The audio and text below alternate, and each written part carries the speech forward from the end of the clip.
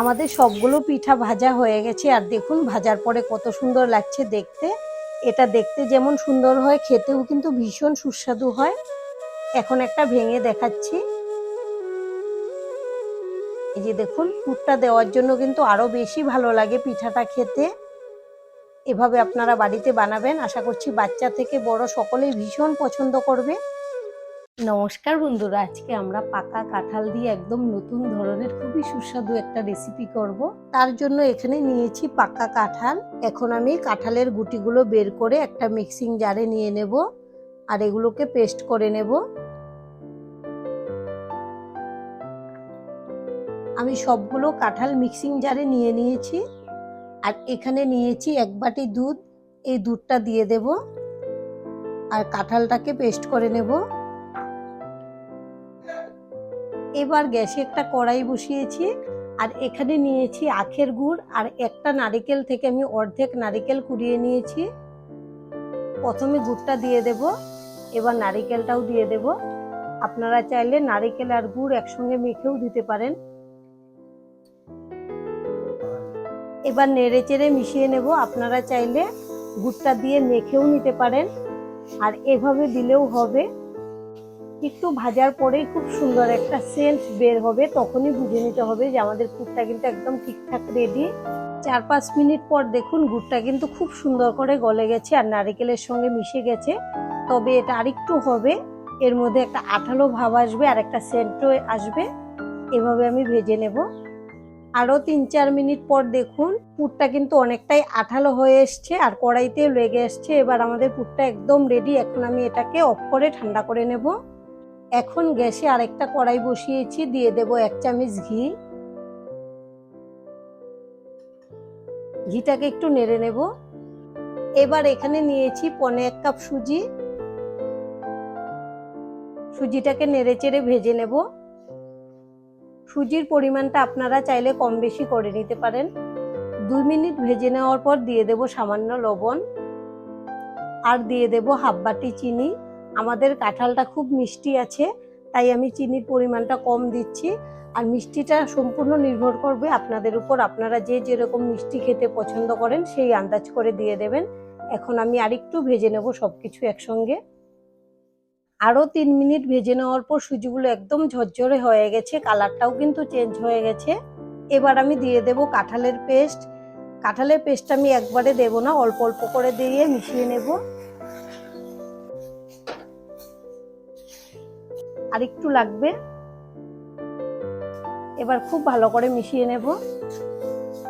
আর গ্যাসের ফ্লেমটা কিন্তু লোতে রাখতে হবে, আমি একদম লোতে রেখে দিয়েছি। এবার নেড়ে চেড়ে সুন্দর একটা ডো বানিয়ে নেব। সুজিটাকে খুব ভালো করে মিশিয়ে নিয়েছি।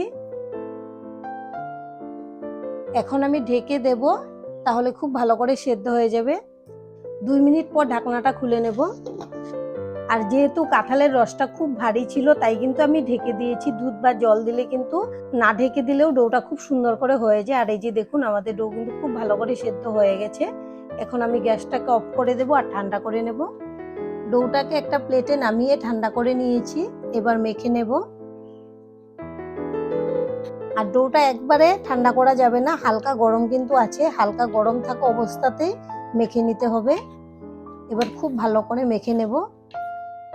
ভালো করে মেখে নিয়েছি। এবার একটু লম্বা শেপ দিয়ে নিলাম। এবার আমি এর থেকে লেচি কেটে নেব। এই যে আমি এরকম সাইজের লেচিগুলো করে নিচ্ছি।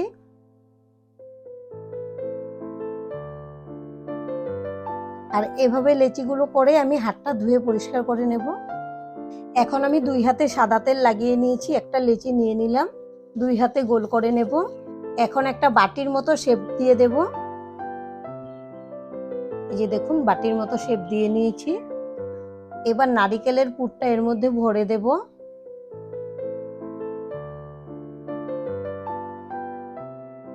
এবার মুখটাকে আটকে দেব। খুব ভালো করে কিন্তু আটকে নিতে হবে, যেন পুরটা বেরিয়ে না যায়। এখন আমি আবারও গোল করে দেব এইভাবে। এই যে দেখুন খুব ভালো করে আটকে নিয়েছি। এখন এখানে নিয়েছি একটা ছাঁকনি, আর আমি পিঠাটাকে দিয়ে একটু চাপ দিয়ে নেব। এভাবে দিলে কিন্তু খুব সুন্দর একটা ডিজাইন হয়ে যাবে।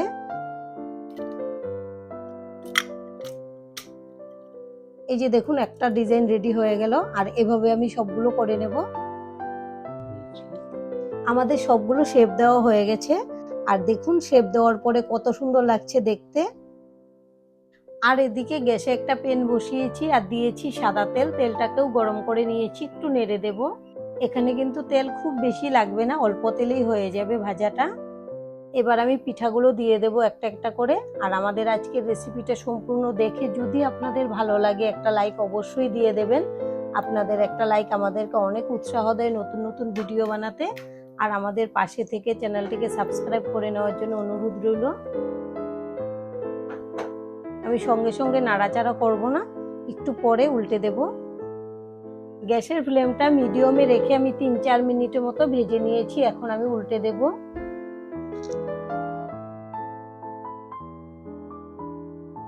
এক সাইড মোটামুটি হওয়ার পরে কিন্তু আমি উল্টে দিচ্ছি। আর কাঁঠাল দিয়ে বানানোর জন্য খুব সুন্দর একটা সেন্ট হয়। এই পিঠাগুলো খেতে কিন্তু অসম্ভব মজার হয়। আপনারা যখনই বানাবেন সঙ্গে সঙ্গে কিন্তু শেষ হয়ে যাবে। এই পিঠাগুলো এতটাই সুস্বাদু হয়। আমি আরেকটু প্যানটাকে নেড়ে দিলাম।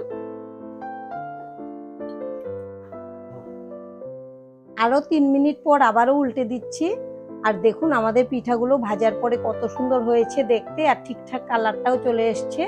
এখন আমি তুলে নেব। আর এভাবেই বাদবাকি পিঠাগুলোকে ভেজে নেব। আপনারা এভাবে বাড়িতে বানাবেন, আশা করছি আপনাদের ভীষণ ভালো লাগবে। আর আজকের ভিডিওটা এখানেই শেষ করব। সবাই ভালো থাকবেন, সুস্থ থাকবেন। সম্পূর্ণ ভিডিও দেখার জন্য অসংখ্য ধন্যবাদ। বাকি পিঠাগুলোকেও আমি ঠিক একইভাবে ভেজে নেব।